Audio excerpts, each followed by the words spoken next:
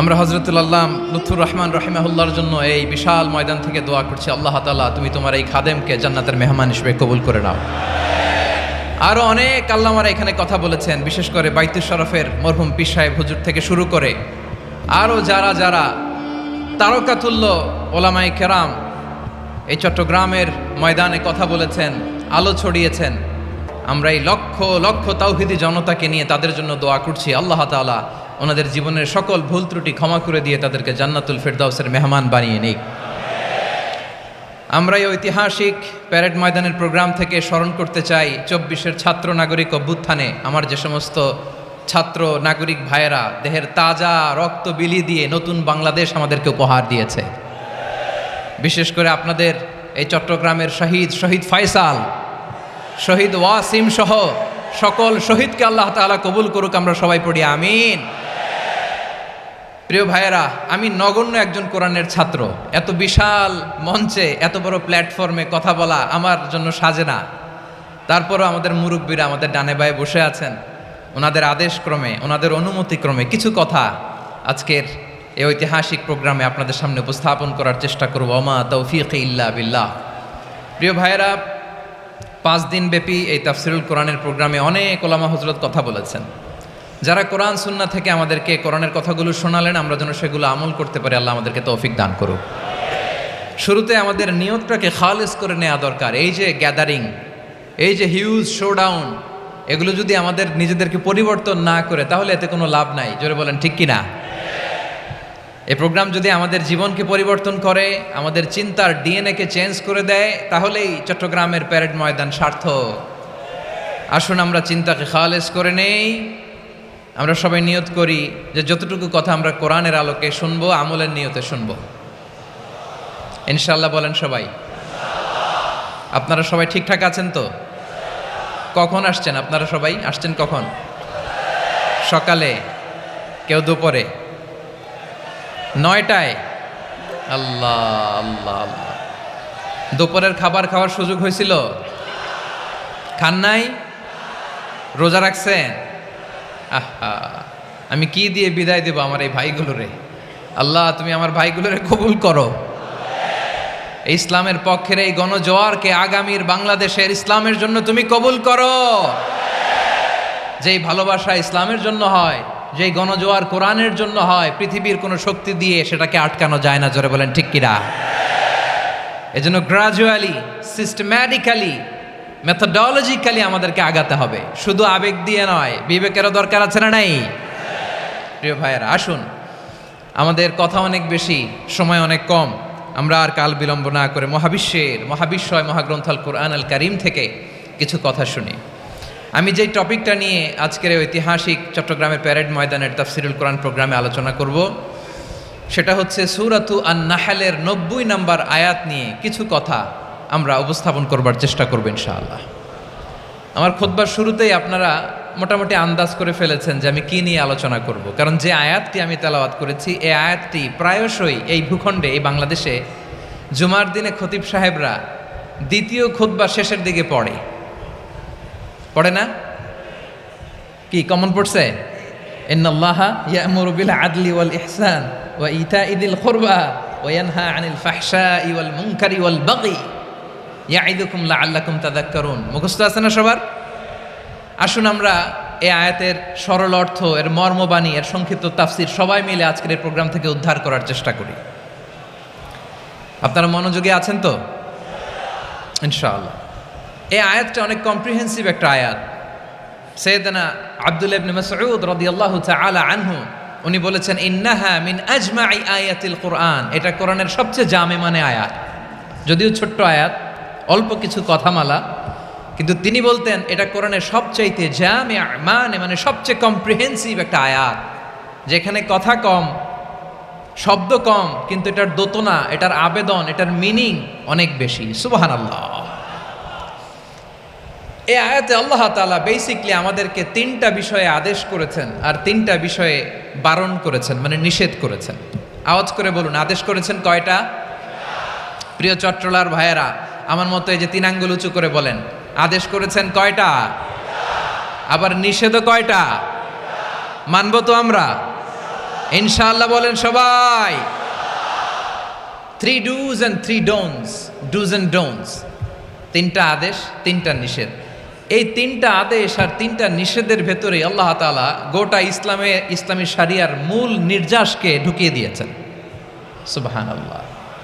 এই ছোট্ট একটা আয়াতে গোটা ইসলামী শরিয়ার the gist, the cream of the creams, গোটা ইসলামী শরিয়ার মূল নির্যাসকে আল্লাহ ঢুকিয়ে দিয়েছেন। 3টা আদেশ আর 3টা নিষেধ। আসুন আমরা সরাসরি কোরআন থেকে শুনি, সবাই পড়ুন। আউযু বিল্লাহি মিনাশ শাইতানির রাজীম। বিসমিল্লাহির রহমানির রহিম।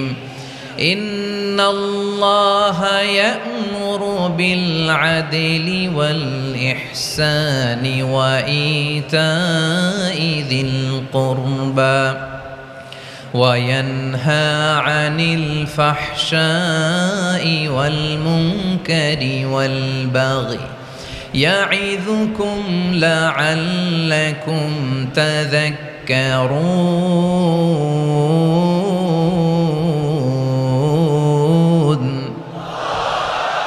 আল্লাহ তাআলা ইরশাদ করছেন, ইন্নাল্লাহা ইয়া'মুরু বিল আদলি ওয়াল ইহসান, নিশ্চয় আল্লাহ তাআলা তোমাদেরকে ন্যায় বিচারের আদেশ দেন, সদাচরণের আদেশ দেন, নিকটাত্মীয়দেরকে দানের আদেশ দেন। আদেশ কয়টা?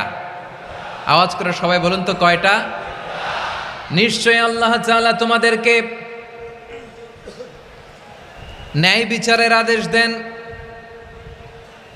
সদাচরণের আদেশ দেন, তিনি তোমাদের নিকটাত্মীয়দেরকে দানের আদেশ দেন, আর তিনি তোমাদেরকে অশ্লীলতা থেকে নিষেধ করেন, মন্দ কাজ থেকে নিষেধ করেন, অবাধ্যতা সীমা লঙ্ঘন থেকে নিষেধ করেন। তিনি তোমাদেরকে উপদেশ দেন যাতে তোমরা শিক্ষা গ্রহণ করো। সুবহানাল্লাহ। উপদেশ দিচ্ছে স্বয়ংকে। 3টা জিনিসের আদেশ। ইয়া'মুরু বিল আদল, সুবিচার ন্যায় বিচারের আদেশ তিনি দেন। ইহসানের আদেশ দেন, যাতে আমরা ইহসান করি, একে অপরের প্রতি সুবিচার করি, মহানুভবতা দেখাই, অনুগ্রহ দেখাই, আর নিকট আত্মীয়দেরকে যেন আমরা দান করি। এই 3টা আদেশ তিনি দিয়েছেন। আর কোন 3টা জিনিস থেকে তিনি বারণ করেছেন? অশ্লীলতা, ফাহশা, মুনকার, মানে সব মন্দ আর অসৎ কাজ, এগুলো থেকে তিনি আমাদেরকে বারণ করেন। ওয়াল বাগি, অবাধ্যতা, সীমা লঙ্ঘন, এই 3টা কাজ থেকে তিনি আমাদেরকে বারণ করেন। তিনি আমাদেরকে উপদেশ দেন, স্বয়ং আল্লাহ তাআলা আমাদেরকে উপদেশ দেন যাতে করে আমরা শিক্ষা গ্রহণ করি। সুবহানাল্লাহ পড়ে। তাহলে আসুন আমরা ধরে ধরে একটা একটা করে সামনের দিকে আগাই। আল্লাহ তাআলা প্রথমে আমাদেরকে আদেশ দিয়েছেন আদালের। ইন্নাল্লাহা ইয়া'মুরু বিল আদল। আওয়াজ করে বলুন আল আদাল।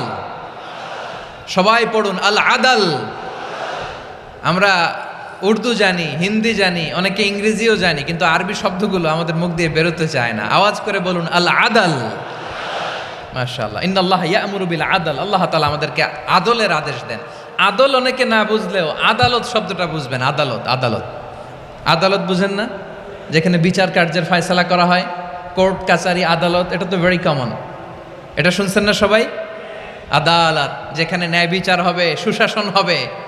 কিন্তু ভাগ্যের কি নির্মম পরিহাস, ওখান থেকে মিথ্যা সাক্ষী দিয়ে মনমতো রায় দিয়ে দেয়া হয়। এগুলোর পরিবর্তন হওয়ার দরকার আছে না নাই? প্রিয় ভাইয়েরা, আদালত, আল আদল, ইংরেজিতে বলে জাস্টিস, ন্যায় বিচার, সুবিচার, সুশাসন, জাস্টিস, আল আদল, সব জায়গায় এই জাস্টিস থাকা দরকার। Justice should be prevailed in the society. The mission of all prophet was to uphold the justice. সব নবীর মিশন ছিল এই জাস্টিসকে, আদালকে, সুশাসন আর সুবিচারকে নিশ্চিত করা। পড়েন সুবহানাল্লাহ। And the core message of every divine scripture was to uphold justice. পৃথিবীর সব আসমানি কিতাবের মূল শিক্ষা ছিল এই জাস্টিসকে সমাজে এনশিওর করা, সুবিচার, সুশাসনকে এনশিওর করা। তাহলে প্রিয় ভাইরা, আমরা বুঝতে পারলাম আল আদ শব্দের মানে হচ্ছে ইনসাফ বা সুবিচার বা ন্যায় বিচার। এটা হচ্ছে একটা general meaning, very general meaning. আপনি যদি ইন ডেপথ বুঝতে চান, আরো ভেতরে যান, তাহলে আদাল মানে হচ্ছে সমন্বয়, আদল মানে হচ্ছে ভারসাম্য, ব্যালেন্স। আদল মানে হচ্ছে মধ্যম পন্থা। সুবহানাল্লাহ পড়েন। কারণ সব সময় সমান সমান হইলেই সুবিচার হয় না। কথা কি বুঝতেছেন? ইসলামের দ্য কনসেপ্ট অফ আদল, এটা এমন আদল, এটা সব সময় সমান সমান নয়। যখন সমান সমান দেয়া দরকার, ইসলাম সমান সমান দেয়। যখন ব্যালেন্স করা দরকার, চেক এন্ড ব্যালেন্স, সমন্বয়, ভারসাম্য করা দরকার, তখন ইসলাম ভারসাম্য করে দেয়। এটার নাম আদল। সুবহানাল্লাহ। সহজ করে আপনাদেরকে বুঝাই। যেমন ধরুন, একটা পরিবারের 3 জন সদস্য, স্বামী, স্ত্রী আর সন্তান। তাদের সকালবেলার ব্রেকফাস্টে স্বামীর, সকালের নাস্তায় স্বামীর 3টা রুটি লাগে, স্ত্রীর 2টা লাগে, আর সন্তানের 1টা রুটি লাগে। এখন আমি যদি সমান সমান করে আদল করতে চাই, সবাইকে যদি 3টা করে রুটি দেই, তাহলে স্বামী বেচারার জন্য ঠিক আছে, কি বলেন? কথা কি বুঝতেছেন না কষ্ট হয়ে যাচ্ছে? যদি সমান সমানের নিয়মে আগাই, তাহলে 3টা করে যদি রুটি দেই, স্বামীর জন্য ওকে, কিন্তু স্ত্রীর জন্য 1টা বেশি হয়ে যায়। আর সন্তানের জন্য কয়টা বেশি হয়? আচ্ছা, এই তো বুঝতেছেন, মাশাআল্লাহ। আচ্ছা, 2টা করে যদি সবাই রে দেয় সমান সমান নীতিতে, তাহলে স্ত্রীর জন্য, স্ত্রী বেচারির জন্য ঠিক আছে, কিন্তু স্বামীর কয়টা কম পড়ে? আর সন্তানের বেশি হয়ে যায় কয়টা? আচ্ছা, সমান সমান নীতিতে সবাইকে যদি সকালের নাস্তার জন্য 1টা করে রুটি দেই, সন্তানের জন্য ঠিক আছে, কিন্তু স্ত্রী বেচারির কম পড়ে কয়টা? স্বামীর কম পড়ে কয়টা? 2টা। কথা কি বুঝতেছেন? আর আমি যদি স্বামীকে দেই 3টা, স্ত্রীকে দেই 2টা, আর সন্তানকে দেই 1টা, তাহলে কারো অপচয় হবে না। যার যতটুকু দরকার ঠিক ততটুকুই কাজে লাগবে। চিল্লায় বলেন ঠিক কিনা? এটাই হচ্ছে ইসলামের আদল, যেখানে যার যতটুকু দরকার তাকে সেখানে ঠিক ততটুকু দিয়ে দেওয়ার নামই হচ্ছে আদল। চিল্লায় পড়েন আল্লাহু আকবার। রব্বুল আলামিন বলেন, ইউসিকুমুল্লাহু ফি আওলাদিকুম লিযযাকারি মিসলু হাযযিল উনসায়াইন। আল্লাহ তোমাদেরকে ওসিয়ত করেন, তোমাদেরকে আদেশ দেন, উত্তরাধিকার সম্পদ যখন বন্টন হবে, ছেলেরা যতটুকু পাবে, মেয়ে পাবে তার অর্ধেক। সুবহানাল্লাহ বলেন। দেখেন, ছেলে যদ্দূর, মেয়ে অর্ধেক। ছেলে ডবল পাবে। আপাত দৃষ্টিতে মনে হয় এখানে অবিচার হয়েছে, কিন্তু আসলে কি অবিচার হয়েছে? আপনি বিয়ের ক্ষেত্রে যান, ওইখানে আবার ছেলে মোহরানা দেয়, মেয়ে সেখানে মোহরানা পায়। তাহলে চেক এন্ড ব্যালেন্স, ভারসাম্য, ব্যালেন্স, মধ্যম পন্থা এখানে আছে না নাই? এটাই হচ্ছে ইসলামের আদল। আল্লাহ তাআলা এই আদলের আদেশ দিয়েছেন, সুবিচার, ন্যায় বিচার, সুশাসন এবং ভারসাম্যের আদেশ দিয়েছেন। প্রিয় ভাইয়েরা, একটি শান্তিময় সমাজ, একটা সমৃদ্ধ সমাজ, একটা মানবিক সমাজ যদি আমরা পেতে চাই, এই আয়াতের মধ্যে যতগুলো পয়েন্ট আছে সবগুলোর বাস্তবায়ন লাগবে। কথা বুঝতে পেরেছেন? বলেন, আওয়াজ করে বলেন, আমরা একটা শান্তির সমাজ চাই কি চাই না? আমরা একটা সমৃদ্ধ বাংলাদেশ চাই কি চাই না? আমরা একটা মানবিক বাংলাদেশ চাই কি চাই না? এই আয়াতে আল্লাহ তাআলা একটা মানবিক সমাজের রূপরেখা টেনেছেন। তার প্রথম কথা হচ্ছে, ইন্নাল্লাহা ইয়ামুরু বিল আদল। আল্লাহ তাআলা তোমাদেরকে আদলের নির্দেশনা দেয়, সুবিচার, সুশাসনের নির্দেশনা দেয়। যে সমাজে আদল থাকে না, সে সমাজে জুলুম মানুষের ঘাড়ে চেপে বসে। আদলের বিপরীত হচ্ছে জুলুম। আদলের বিপরীত কি? জুলুম বা জাউর, অত্যাচার, অবিচার, বৈষম্য। এই যে বৈষম্য বিরোধী ছাত্র আন্দোলন কমন পড়ছে? এই যে একজন সমন্বয়ক তো দেখা করলো আমার সাথে। জুলুম মানে হচ্ছে বৈষম্য। বৈষম্যের স্থান ইসলামে নাই, অবিচারের স্থান ইসলামে নাই, জুলুমের স্থান ইসলামে নাই। আল্লাহ তাআলা বলেন যে আমি জুলুমকে নিজের জন্য হারাম করেছি এবং তোমাদের জন্য হারাম করেছি।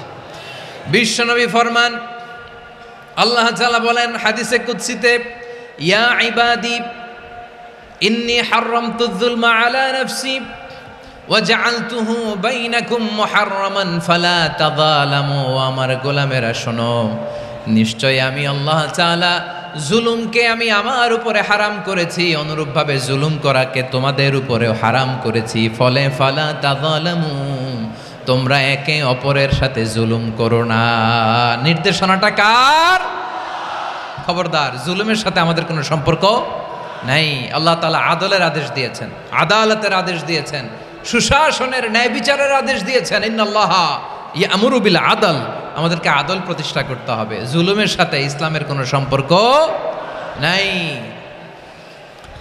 আল্লাহ তাআলা জালিমদের জন্য কঠিন শাস্তি প্রস্তুত করে রেখেছেন। যারা এই আদলকে ভুলণ্ঠিত, কখন রাত কিচ্ছু জানে না, কখন দিন কখন রাত কিছু জানে না, বছরের পর বছর কেটে গিয়েছে। এক্সট্রা জুডিশিয়াল কিলিং এর কোনো হিসাব নাই, বিচার বহির্ভূত হত্যা, এনফোর্স ডিসঅ্যাপিয়ারেন্স, গুম, যেটা সবচাইতে বড় মানবতা বিরোধী অপরাধ। কত মানুষ যে গুম হয়েছে তার কোনো ইয়ত্তা নাই। যেই ফ্যামিলির সদস্য গুম হয়েছে তারা কি ওই লোকটার জন্য মাগফিরাতের দোয়া করবে নাকি সুস্বাস্থ্যের দোয়া করবে তারা নিজেরাও জানতো না, কারণ জানে না ও বেঁচে আছে না মরে গেছে। আহা, বিডিআর নওজোয়ানদের যারা ছাড়া পেল দেখলাম, বিনা অপরাধে, কোনো অন্যায় ছাড়া, অপরাধ ছাড়া তাদের জীবন থেকে, তাদের তারুণ্যের, তাদের যৌবনের 15 বছর, 16 বছর, 17 বছর নাই, 6 মাস বয়সের ছোট বাচ্চাকে রেখে জেলে গেছে। 6 মাসের মেয়ে বেরোয় দেখে মেয়ের বয়স 17 বছর। মেয়ে বাবারে চিনে না, বাবা মেয়েরে চিনে না। মেয়েকে এখন বিয়ে দিয়ে আরেক ছেলের হাতে তুলে দিবে। মেয়ের শৈশব বাবা দেখে নাই, মেয়ের কৈশোর বাবা দেখে নাই, মেয়ের তারুণ্য দেখে নাই। আরেক যুবককে দেখলাম 14 বছরের 14 দিনের সংসার, 2 সপ্তাহের সংসার শেষে জেলে গেছে। কত যুবকের যে স্ত্রী চলে গিয়েছে ফ্যামিলি ছেড়ে, কারণ জানে না তো কবে আসবে, কি হবে, কেউ জানতো না। দাম্পত্য জীবনের মাত্র 14 দিনের স্মৃতি, এই স্মৃতিকে আঁকড়ে ধরে এক বোন 16টা বছর, 17টা বছর কাটিয়ে দিয়েছে।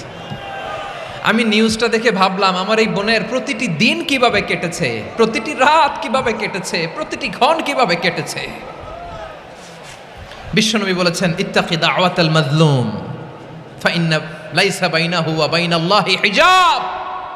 মাজলুমের কান্নাকে ভয় করো, কারণ মাজলুমের কান্না আর আল্লাহর মাঝে কোনো পর্দা থাকে না। আমরা আর এরকম কোন জুলুম বাংলাদেশে দেখতে চাই না। জোরে বলেন ঠিক কিনা? আর কেউ নতুন করে জালিম হোক আপনারা চান? আবার নতুন করে কেউ ফ্যাসিস্ট হোক আপনারা চান? এক দল আরেক দলকে নিশ্চিহ্ন করার রাজনীতিতে মেতে উঠুক এটা আপনারা চান? আমরা বাংলাদেশকে আদল দিয়ে সাজাতে চাই। আমরা এই 56,000 বর্গ মাইলের প্রতিটা ইঞ্চি মাটিকে কোরআনের আইন দিয়ে সাজাতে চাই। রাজি আছেন আপনারা? কারা কারা রাজি দেখান হাত তুলে আল্লাহকে।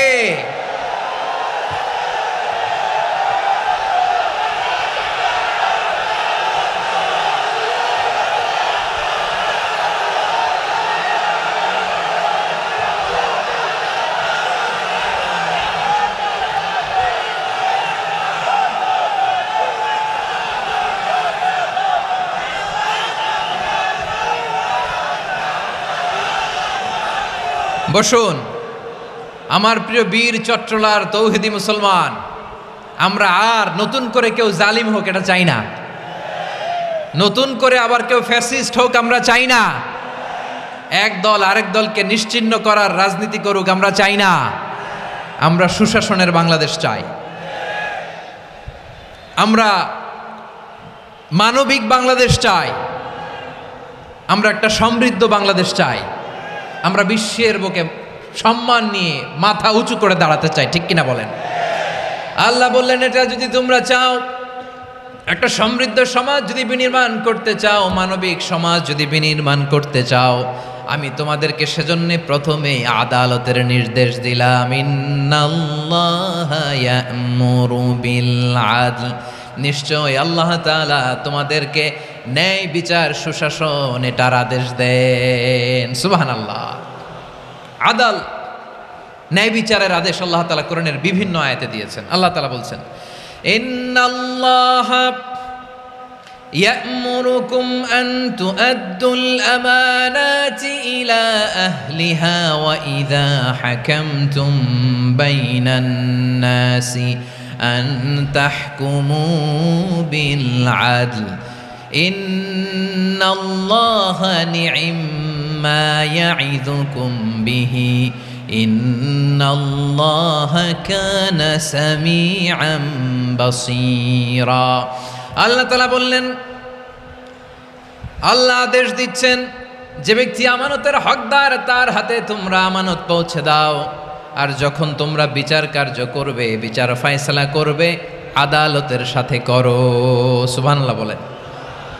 ওয়াইদা হাকামতুম বাইনান নাসি আন তাহকুমু বিল আদল, আদালতের সাথে করবা।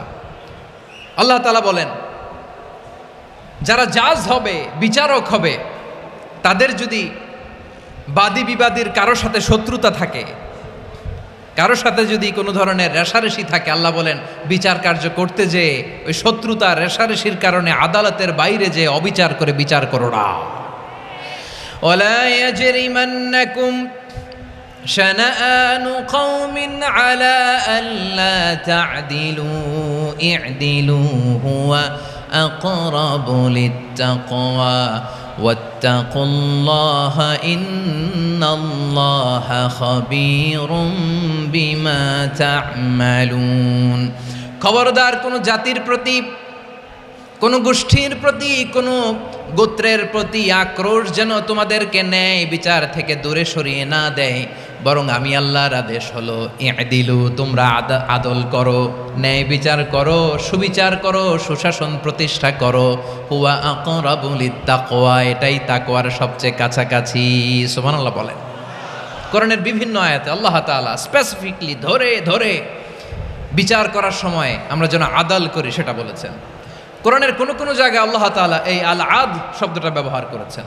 আবার একই জিনিস ইনসাফ, সুবিচার, সুশাসন, ন্যায় বিচার, ন্যায়পরায়ণতা বুঝাতে আল্লাহ তাআলা কখনো কখনো আল কিসত শব্দটা ব্যবহার করেছেন।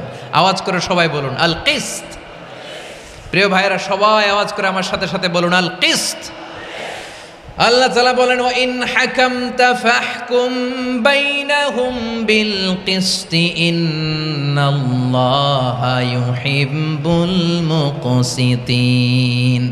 যখন তুমি বিচার করবে, বিশ্বনবীকে উদ্দেশ্য করে অ্যাড্রেস করে বললেন, নবী হে, ইহুদিরা কোনো বিষয়ে মীমাংসার জন্য যদি আপনার দরবারে আসে, যদি বিচার করতে হয়, খবরদার অবিচার করবেন না। ফয়সালা যেটা করবেন কিসতের সাথে করবেন, ন্যায় পরায়ণতার সাথে করবেন, কারণ ইন্নাল্লাহা ইউহিব্বুল মুকসিতিন, নিশ্চয় আল্লাহ রাব্বুল ইজ্জাত ন্যায় পরায়ণশীলদেরকে বড্ড ভালোবাসেন। সুবহানাল্লাহ বলেন। ন্যায় পরায়ণ লোকদেরকে আল্লাহ তাআলা বড্ড ভালোবাসেন। অন্য আয়াতে আল্লাহ তাআলা বলছেন, وَنَضَعُ الْمَوَازِينَ الْقِسْطَ لِيَوْمِ الْقِيَامَةِ فَلَا تُظْلَمُ نَفْسٌ شَيْئًا। আমি কিয়ামতের দিন ন্যায়পরায়ণতার মানদণ্ড স্থাপন করব, যেটাকে আমরা মিজানের পাল্লা বলি। আল্লাহ বলেন, ন্যায় বিচারের মানদণ্ড কিয়ামতের ময়দানে আমি আল্লাহ স্থাপন করব। সেদিন কারো প্রতি বিন্দু পরিমাণ, এক চুল পরিমাণ অবিচার করা হবে না, কোনো অবিচার করা হবে না। সেদিন সুশাসন হবে, সুবিচার হবে, ন্যায় পরায়ণতার সাথে বিচার হবে। আওয়াজ করে পড়েন আল্লাহু আকবার। তাহলে প্রিয় ভাইরা, যে তিনটি বিষয়ে আল্লাহ তাআলা আমাদেরকে আদেশ দিয়েছেন, তার প্রথমটা হচ্ছে আদালত, ইনসাফ, সুবিচার, ন্যায় বিচার। এটা আমরা চাই কি চাই না? বিশ্বনবী ন্যায় বিচার, ন্যায় পরায়ণতা, সুশাসন প্রতিষ্ঠিত করেন কি করেন নাই? আপনারা বিশ্বনবীর সিরাত যারা পড়েছেন, আপনি দেখবেন বিশ্বনবীর সিরাতের পরতে পরতে, বাঁকে বাঁকে, সিরাতের বাঁকে বাঁকে এই আদালতের নমুনা মেলে। সুবহানাল্লাহ বলেন। ছোট্ট একটা নমুনা রাসূল সাল্লাল্লাহু আলাইহি ওয়াসাল্লামের আসসিরা আল আতরা থেকে ছোট্ট একটা নমুনা আপনাদের খেদমতে এখানে উপস্থাপন করি। বিশ্বনবী সাল্লাল্লাহু আলাইহি ওয়াসাল্লাম মক্কা বিজয় করলেন ৮ম হিজরিতে। মক্কা বিজয় শেষে তিনি কয়েক সপ্তাহ মক্কাতে অবস্থান করলেন। ইন দ্য মিন টাইম মক্কার একটা ভেরি প্রেস্টিজিয়াস অ্যান্ড ডিগনিফাইড ফ্যামিলির নারী চুরিতে ধরা পড়ল। কিসে ধরা পড়ল? সবাই বলেন কিসে? আমাদের সমাজে আসেনি এটা? আছে? ছোট না বড়? হ্যাঁ, হিসাব করে শেষ করা যায় না। ৩.৫ লাখ কোটি টাকা নাই উন্নয়ন প্রকল্পের নামে। উন্নয়ন প্রকল্পের নামে ৩.৫ লাখ কোটি টাকা নাই। ৩.৫ লাখ কোটি টাকা লিখতে পারবেন আপনি? এক টানে লিখতে পারবেন? বুঝতেছেন কত বড় সংখ্যা? হ্যাঁ, বনু মাখজুমিয়া গোত্রের এক নারী মক্কায় চুরিতে ধরা পড়ল। বলেন তো, চুরি করলে বিধান কি? কি কাটতে হবে? চুরির বিধান হলো হাত কেটে দাও। তাও সেটা গোপনে নয়, প্রকাশ্যে জনসম্মুখে হাত কেটে দাও। বনু মাখজুমিয়া গোত্রের নারী যখন চুরিতে ধরা পড়ল, সাহাবারা চিন্তায় পড়ে গেলেন। সবেমাত্র মক্কার লোকেরা কালিমা পড়ে মুসলমান হয়েছে, ইসলামের আইন কানুন তেমন জানে না, ইসলামী শরিয়ার সাথে বেশি পরিচিত নয়। এখন যদি বিশ্বনবী চুরির যেই বিধান এটা যদি কায়েম করে হাত যদি কেটে দেয়, না জানি মক্কার লোকেরা আবার বিগড়ে যায়, না জানি মক্কার লোকেরা আবার মুরতাদ হয়ে যায়, না জানি মক্কার লোকেরা ইসলাম থেকে দূরে সরে যায়। চলো চলো, সাহাবীরা মিলে পরামর্শ করলেন, চলো বিশ্বনবীর কাছে যে বলি, ও নবী, শুধু কেবলমাত্র একমাত্র এই নারীর জন্য চুরির হাত কাটার বিধানটা আপনি একটু থামিয়ে দেন। চুরির হাত কাটার যে বিধান এইখানে একটু রহিত করে দেন, বাকিগুলা কইরেন মদিনাতে যে চলবে, কিন্তু মক্কায় এবারের জন্য মাফ করে দেন। কিন্তু কে বলবে? এই যে পরামর্শ, সাজেশন, এটা কে দিবে বিশ্বনবীর কাছে? সাহাবারা চিন্তায় পড়ে গেলেন। আল্লাহর নবীর সামনে দাঁড়িয়ে আল্লাহর দেয়া হুদুদ, আল্লাহর দেয়া বিধান থামিয়ে দেওয়া, মাফ করে দেওয়া, এই কথা বিশ্বনবীর সামনে বলার সাহস তো কেউ রাখে না। কেউ কেউ বলল, বিশ্বনবীর পালক পুত্র যায়েদ বিন হারেসার সন্তান উসামারে বিশ্বনবী নাতির মতো আদর করে, বড্ড বেশি ভালোবাসে উসামারে।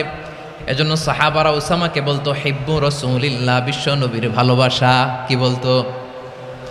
সাহাবীরা বললেন, বিশ্বনবীর ভালোবাসা হিব্বু রাসূলিল্লাহ, উসামারে পাঠাও। উসামারে বিশ্বনবী নাতির মতো স্নেহ করে, মায়া করে, ভালোবাসে। আমরা পারবো না, উসামা পারবে।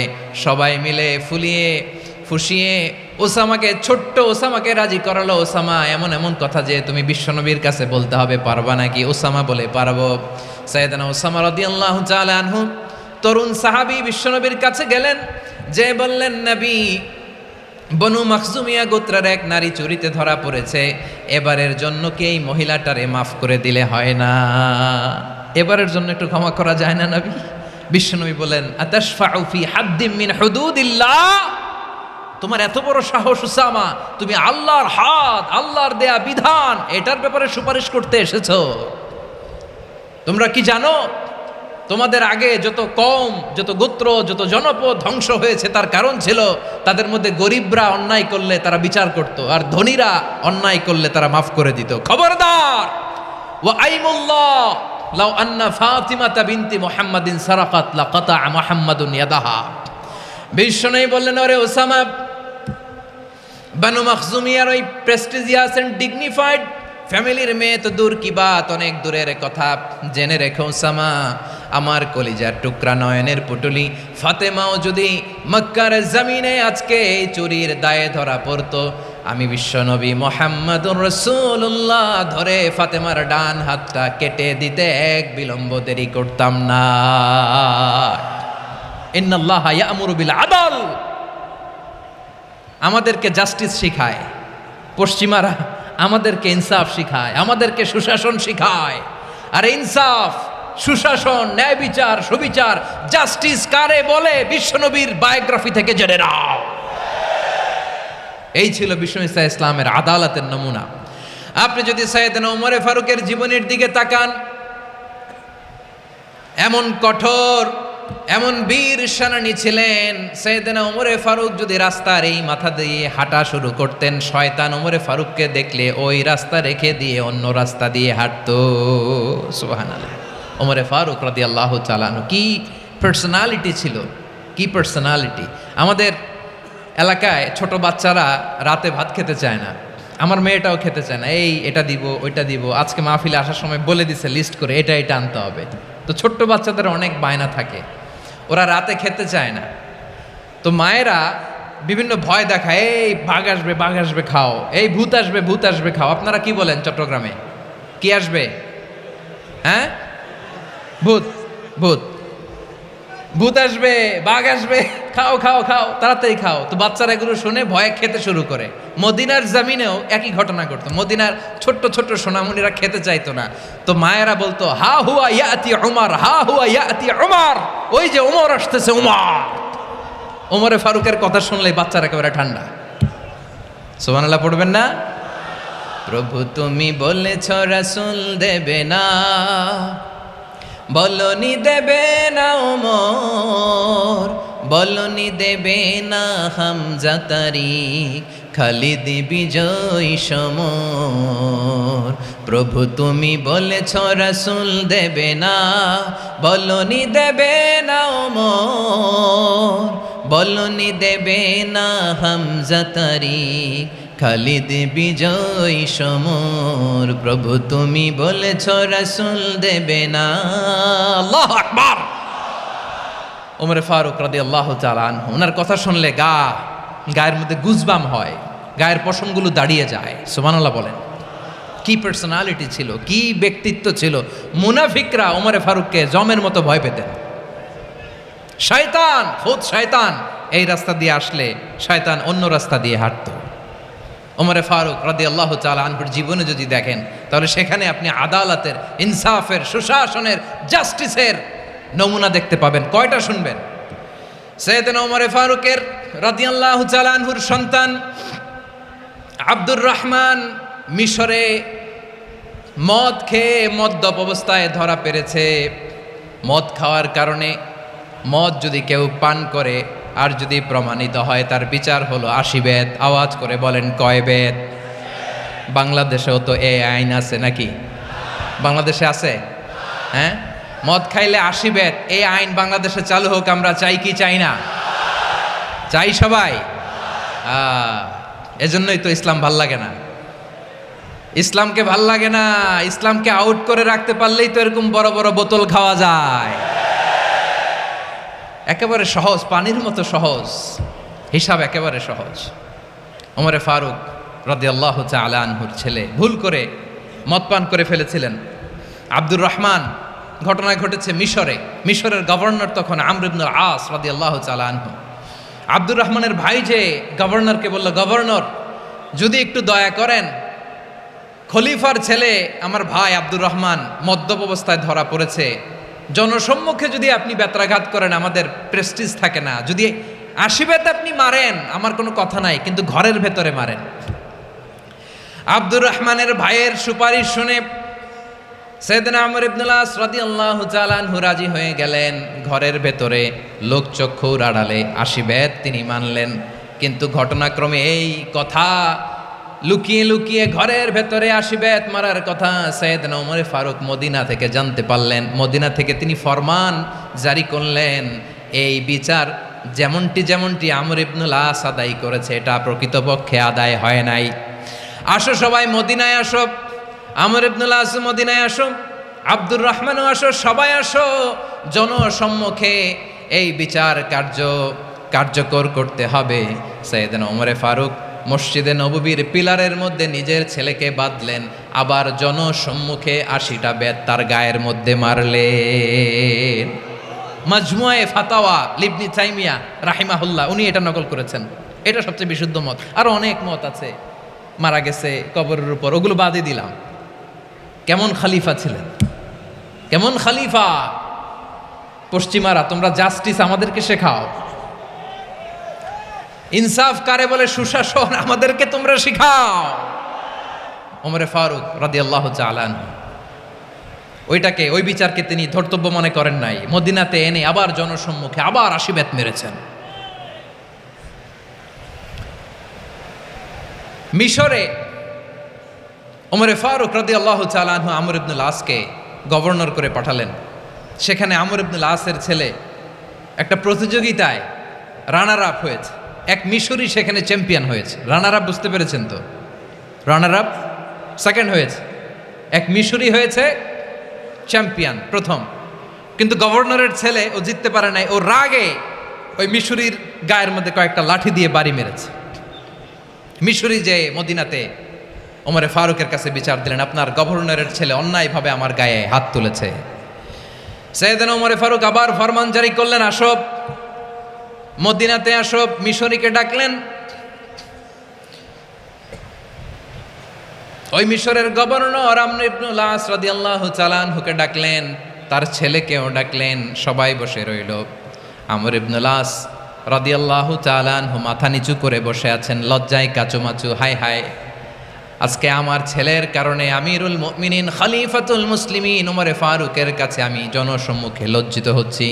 সৈয়দনা ওমরে ফারুক বললেন, এই নাও লাঠি, গভর্নরের ছেলে তোমার মাথার মধ্যে যতগুলো বাড়ি মেরেছে আজকে জনসম্মুখে তুমি অতগুলা বাড়ি মারো।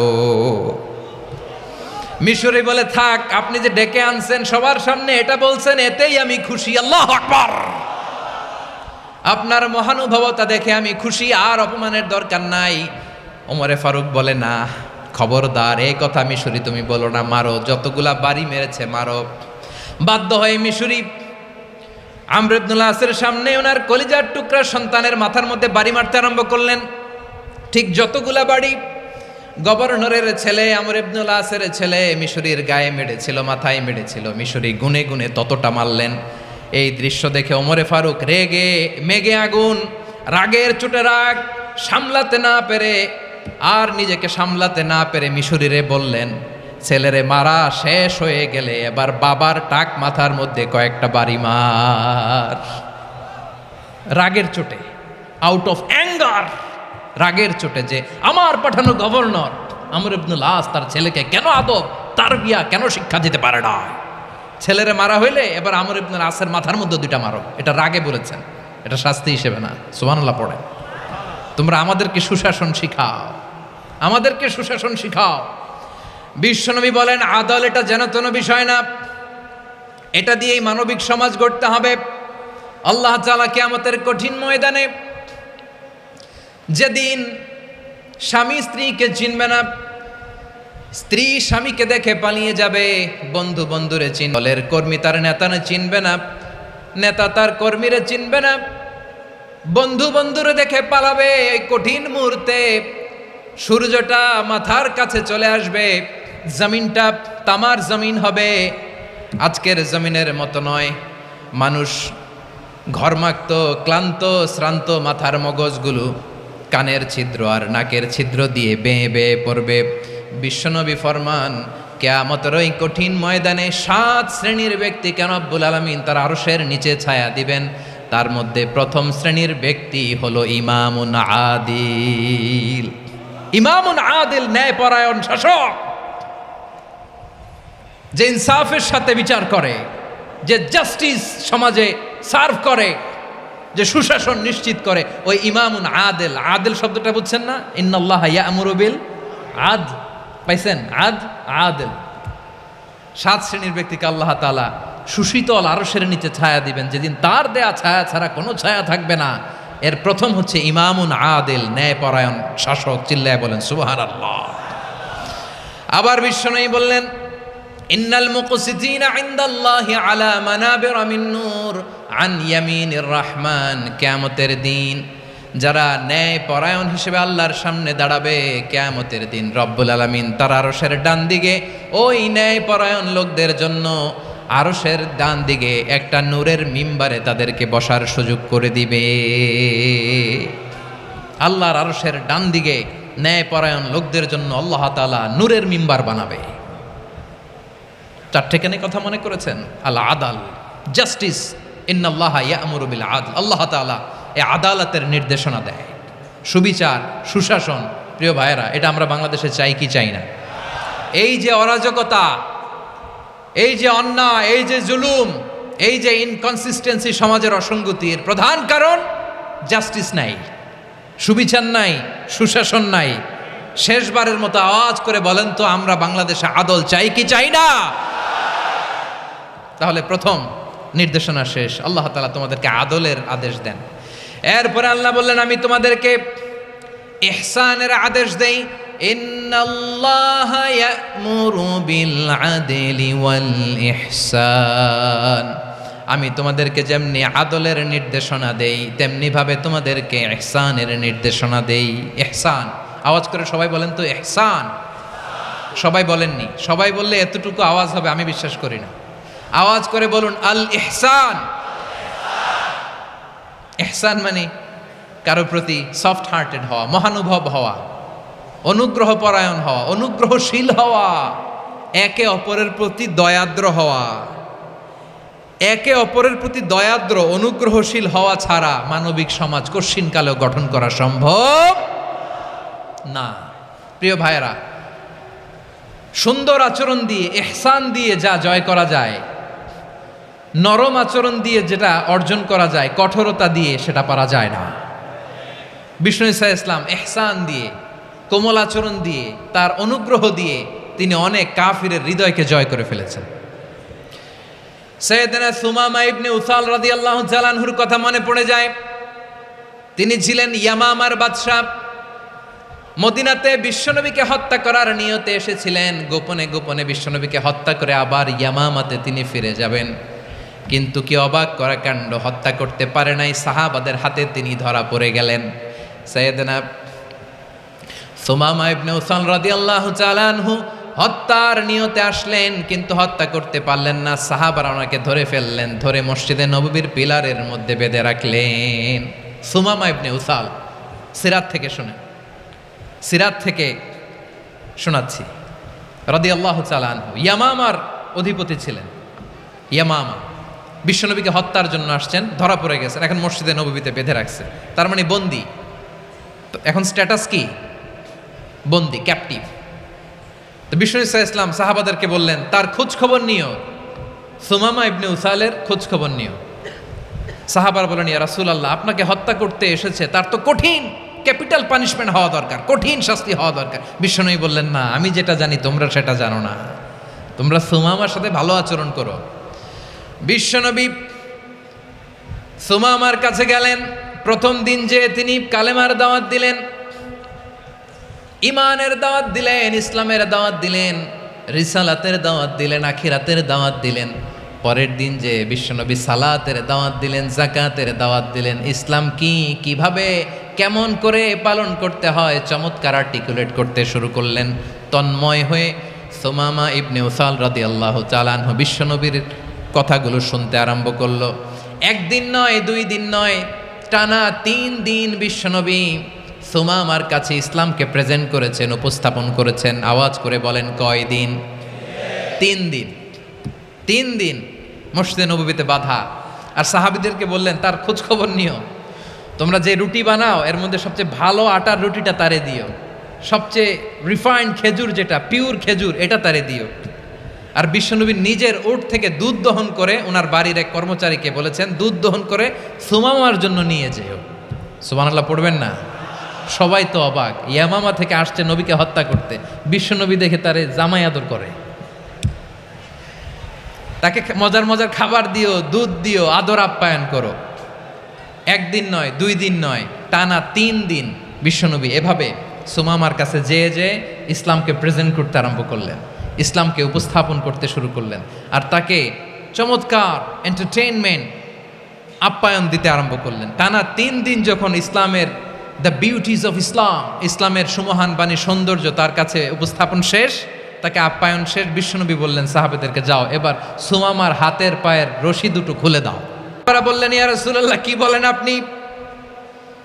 ও তো হত্যাকারী, সুযোগ পায় নাই, আপনারে মারতে পারে নাই, ছেড়ে দিলে আবার ও আপনার উপর তলোয়ার নিয়ে ঝাঁপিয়ে পড়বে। নবী, এই সিদ্ধান্ত আপনি নিতে যাবেন না। বিশ্বনবী বললেন, যেটা বলেছি সেটা করো, সুমামার রশিগুলো ছেড়ে দাও, সুমামার হাতে পায়ের রশিগুলো যে তোমরা খুলে দাও। সাহাবারা তর্ক জুড়ে দিলেন, লা ইয়া রাসূলুল্লাহ, এমনটা করবেন না, তো ভয়ঙ্কর ভয়ঙ্কর খুনি, কি জানি কি হয়ে যায়। বিশ্বনবী বললেন, না, তার হাতে পায়ের রশিগুলো খুলে দাও। সাহাবারা বিশ্বনবীর কথা মতো তার হাতে পায়ের রশিগুলো খুলে দিল। সুমামা মুহূর্তের মধ্যে মসজিদে নববী থেকে বের হয়ে ইয়ামামায় ফিরে না যে মসজিদে নববীর পাশে একটা খেজুর বাগান ছিল, সেখানে চলে গেলেন। সেখানে একটা ছোট্ট কুয়া ছিল, কুয়ার পানি দিয়ে তিনি গোসল করলেন। সুবহানাল্লাহ পড়েন। কুয়ার পানি দিয়ে গোসল করে মসজিদে নববীর সামনে এসে বিশ্বনবী এবং সাহাবাদের সামনে দাঁড়িয়ে সাব্বাবা উঁচু করে বললেন, আশহাদু আল্লা ইলাহা ইল্লাল্লাহ ওয়া আশহাদু আন্না মুহাম্মাদান আবদুহু ওয়া রাসূলুহু। আল্লাহু আকবার।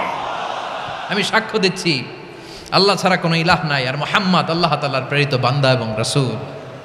প্রিয় ভাইয়েরা, ইহসান দিয়ে যা জয় করা যায়, কঠোরতা দিয়ে সেটা কঠিনকালেও জয় করা যায় না। আওয়াজ করে বলেন, ঠিক কি না? এবার সুমামা দাঁড়িয়ে বলে, ওগো নবী, আমি তো কালিমা পড়ে মুসলমান হয়ে গেলাম, এবার শোনেন, এই মুহূর্তের আগে আপনার চেহারার চাইতে নিকৃষ্ট কোনো চেহারা আমার কাছে ছিল না, কিন্তু শাহাদা পাঠ করার পরে আপনার চেহারার চাইতে উত্তম শ্রেষ্ঠ কোনো চেহারা আমার কাছে আর নাই। ও নবী, আজকের দিনের আগে ইসলাম ধর্মের চেয়ে নিকৃষ্ট অপছন্দনীয় কোনো ধর্ম আমার কাছে ছিল না, কিন্তু এই মুহূর্ত থেকে ইসলামের চেয়ে সেরা শ্রেষ্ঠ পছন্দনীয় কোনো ধর্ম আমার কাছে নাই। নবী গো, আজকের দিনের আগে মদিনার চাইতে অপছন্দনীয় নিকৃষ্ট কোনো শহর আমার কাছে ছিল না, কিন্তু এই মুহূর্তের পর থেকে মদিনার চাইতে কোনো শ্রেষ্ঠ শহর আমার জানা নাই। সে ছিল গমের বড় ডিলার, গম বেচতো। কি বেচতো? তার গম কিনে মক্কার লোকেরা রুটি খাইতো। সে ঘোষণা দিল, আজকে থেকে মক্কাবাসীদের জন্য সব গম আমি হারাম করে দিলাম, মক্কাবাসী এখন না খেয়ে মরে। সুবহানাল্লাহ পড়বেন না?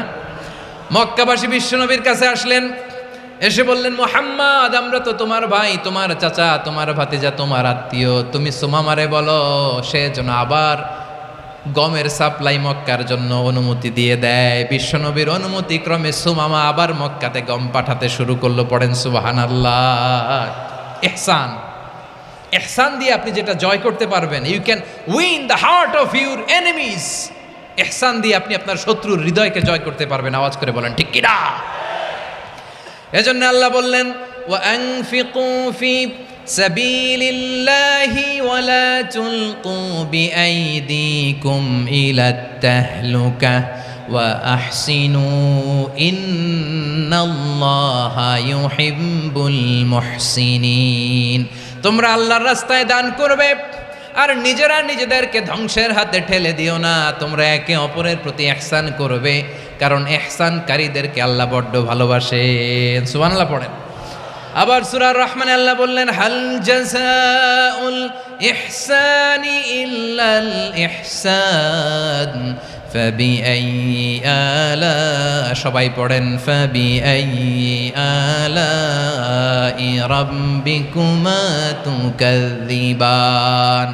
ইহসানের প্রতিদান হিসেবে ইহসানি হয়। বিশ্বনবী সুমামার প্রতি যেমন ইহসান করেছেন, সুমামাও ঠিক তেমন ইহসান ফিরিয়ে দিয়েছে। ঠিক কিনা বলেন?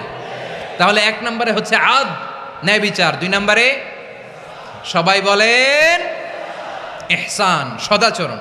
ইহসান দুই ধরনের প্রিয় ভাইরা, ইহসান ফিল ইবাদা, ইহসান ফিল মুআমালা। ইহসান ফিল ইবাদা হচ্ছে একাগ্র অনুভবে ইবাদতে ডুব দেওয়া, এর নাম ইবাদতের ইহসান। সুবহানাল্লাহ পড়েন। বিশ্বনবী বলেন ইহসান মানে কি জানো নাকি? হাদিসে জিবরিলে সাইয়েদনা জিবরিল আলাইহিস সালাম বিশ্বনবীকে বললেন, আখবিরনি আনিল ইহসান। নবী আমাদেরকে বলেন ইহসান মানে কি? বিশ্বনবী বললেন, আনতা আবুদাল্লাহা কাআন্নাকা তারাহু ফাইন লাম তাকুন তারাহু ফাইন্নাহু ইয়ারাক। ইহসান মানে হলো এমন ভাবে তুমি আল্লাহর সামনে নিজেকে উজাড় করে ইবাদত করবে, তুমি ভাববে তুমি আল্লাহকে দেখতে পাচ্ছ। আর এটা যদি ভাবা তোমার জন্য কঠিন হয়ে যায়, অন্তত এতটুকু তুমি ভাববা যে আল্লাহ তোমাকে দেখতে পাচ্ছেন। ঠিক কিনা বলেন? ও আমার বীর চট্টলার ভাইয়েরা, কেউ যেটা দেখে না সেটা দেখে কে? এই বিশ্বাস হৃদয়ের মধ্যে আছে? নামাজে যখন দাঁড়ান এই ফিলিংসটা আনা যাবে? হ্যাঁ, এশার সালাত তো এখনো হয় নাই না? আলোচনা শেষে এশার সালাত এখানে অনুষ্ঠিত হবে, তাই না? আচ্ছা বলুন তো, আমরা এশার সালাত পর্যন্ত বেঁচে থাকবো এই গ্যারান্টি আছে কার কার? হাত তোলেন। কয়েকজন হাত তুলছে পেছনে, না বুঝে তুলে ফেলছে। এশা পর্যন্ত যে আমরা হায়াত পাবো কোনো গ্যারান্টি আছে? সবাই আওয়াজ করে বলেন, গ্যারান্টি আছে? গ্যারান্টি নাই। এই জন্য বিষ্ণু ইসলাম বলেছে, এমনভাবে নামাজে দাঁড়াও, ইবাদত করো, মনে করো হতে পারে এটাই আমার জীবনের শেষ নামাজ। Perform the Salah as if this is your last and final prayer. এমনভাবে সালাতে দাঁড়াও, ভাবো হতে পারে এটাই তোমার জীবনের শেষ নামাজ। এমনভাবে নামাজে দাঁড়াও, ভাবো এটাই শেষ নামাজ। তাহলে নামাজে একাগ্রতা বাড়ায় দিবে কে? ফলে ইবাদতের ইহসান আমাদের অর্জিত হবে। আর মুআমালাতে ইহসান হলো, বিশ্বনবী বলেন, ইন্নাল্লাহা তাবারাকা ওয়া তাআলা কাতাবাল ইহসানা আলা কুল্লি শাই ফাইদা কাতালতুম ফাআহসিনুল কিতলা ওয়া ইযা যাবাহতুম ফাআহসিনুয যাবহা ওয়ালিয়ুহিদ্দা আহাদুকুম শাফরাতাহু ওয়ালিয়ুরিহ যাবিহাতাহু। ইহসান দুই ধরনের। আওয়াজ করে বলতে হবে, কয় ধরনের? সবাই বলুন আওয়াজ করে, কয় ধরনের? একটা হচ্ছে ইহসান ফিল ইবাদা, ইবাদতে ইহসান। এবাদতে এহসান কি? একাগ্র অনুভব দিয়ে এবাদত করা, মন প্রাণ দিয়ে এবাদত করা। আর মুআমালাতে এহসান কি? সব কাজে, দৈনন্দিন কাজে, কর্মে, সামাজিক অ্যাক্টিভিটিতে কোমলতা প্রদর্শন করা, অনুগ্রহের সাথে সবকিছু করা। আল্লাহ তাআলা ইন্নাল্লাহ তাবারাকা ওয়া তাআলা কাতাবাল ইহসান আলা কুল্লি শাই, তিনি সব কিছুর ব্যাপারে ইহসানকে আবশ্যক করেছেন, সব কিছুতে। মুমিনের সব কাজে ইহসানের পরশ থাকবে। ওয়া ইযা কাতালতুম ফাহসিনুল কিতলা, বিশ্বনবী বলেন তুমি যখন কাউকে হত্যা করো ইহসানের সাথে করো। সুবহানাল্লাহ পড়বেন না? যখন হত্যা করো তখনও ইহসানের সাথে। আচ্ছা, হত্যা করবো আবার ইহসান আসবে করতে করে, তো মেরেই ফেলবো আমি। আল্লাহ, ও ভাই, একজন খুন করেছে, খুনি, রাষ্ট্রীয় আইনে তার শাস্তি হয়েছে ডেথ পেনাল্টি, মৃত্যুদণ্ড। এখন মৃত্যুদণ্ড দেখে আপনি যেমনি মন চায় তেমনি মারবেন লোকটারে? ওর নাক কেটে ফেলতে পারবেন? ওর কান কাটতে পারবেন? ওর চোখ উপড়ে ফেলতে পারবেন আপনি? যেমন মন চায় তার অঙ্গহানি করা যাবে না। ইহসানের সাথে তাকে হত্যা করো। সুবহানাল্লাহ, this is Islam, this is the true essence of Islam. ওয়া ইযা যাবাহতুম ফাহসিনু যাবহা, যখন জবাই করবে তখনও ইহসানের সাথে জবাই করো। করব জবাই, ওইখানেও নাকি ইহসান। আচ্ছা, কুরবানির দিন আমরা পশুগুলোরে কি করি বলেন? সবাই আওয়াজ করে জবাই। জবাই মানে তো এটার মেরেই ফেলতেছি, একটু পরে তো টুকরো টুকরো করে গোশতগুলো খাবো, এটা তো খাবো, এটা তো মেরেই ফেলবে। বিষ্ণু বলে না, জবাইয়ের মধ্যেও, মুমিনের জবের ভেতরেও ইহসানের পরশ থাকা চাই। যখন জবাই করবে প্রাণীটাকে হাত পা টাইট করে বেঁধে নাও, ছুরিটাকে শার্পেন করে নাও, ধারালো করে নাও, যাতে অল্প সময়ে জবাইটা হয়ে যায়, প্রাণীটা যাতে কম কষ্ট পায়। সুবহানাল্লাহ পড়ে। দিস ইজ কল্ড ইহসান। ইহসান, আল্লাহ তাআলা যেমনি আদলের আদেশ করেছেন, ন্যায় বিচার, জাস্টিস এনশিওর করতে বলেছেন, সমাজে ইহসানের ব্যবহার, ইহসানের অনুশীলন তিনি করতে বলেছেন। এজন্য মুমিনের প্রতিটি কাজে, আমার চট্টগ্রামের ভাইয়েরা আমার দিকে তাকান, খেয়াল করে শুনুন, মুমিন জীবনের প্রতিটি কাজে ইহসানের পরশ থাকা চাই। আমরা যেন আমাদের পরিবারের প্রতি ইহসান করি, আমরা যেন আমাদের কর্মচারীদের প্রতি ইহসান করি, আমরা যেন আমাদের কলিগদের প্রতি ইহসান করি, আমরা যেন আমাদের ভাইদের প্রতি ইহসান করি। মুমিন জীবনের প্রতি কাজে ইহসানের পরশ থাকার দরকার আছে না নাই? কথা বুঝতে পেরেছেন? তাহলে আল্লাহ তাআলার 3টা আদেশ ছিল, কয়টা গেল? ভুলে গেছে, ভুলে গেছে চট্টগ্রাম। 3টা আদেশের মধ্যে কয়টা বললাম? প্রথমে কি ছিল? আদল। 2 নম্বরে, 3 নম্বরে রব্বুল আলামিন বললেন ওয়া ইতা ইদিল কুরবা, নিকটাত্মীয়দেরকে দান করো, নিকটাত্মীয়দেরকে দাও, যারা তোমাদের ব্লাড কানেকশনের আত্মীয় তাদেরকে তোমরা দাও। এখানে জেনারেলি বললেন দাও, কি দিব সেটা তিনি এখানে বলেন নাই, সেটা তিনি সূরাতুল ইসরার মধ্যে বলেছেন। আল্লাহ বলেন ওয়া আতিযাল কুরবা হাক্কাহ, নিকটাত্মীয়দেরকে তাদের অধিকার, তাদের প্রাপ্য তোমরা বুঝিয়ে দাও।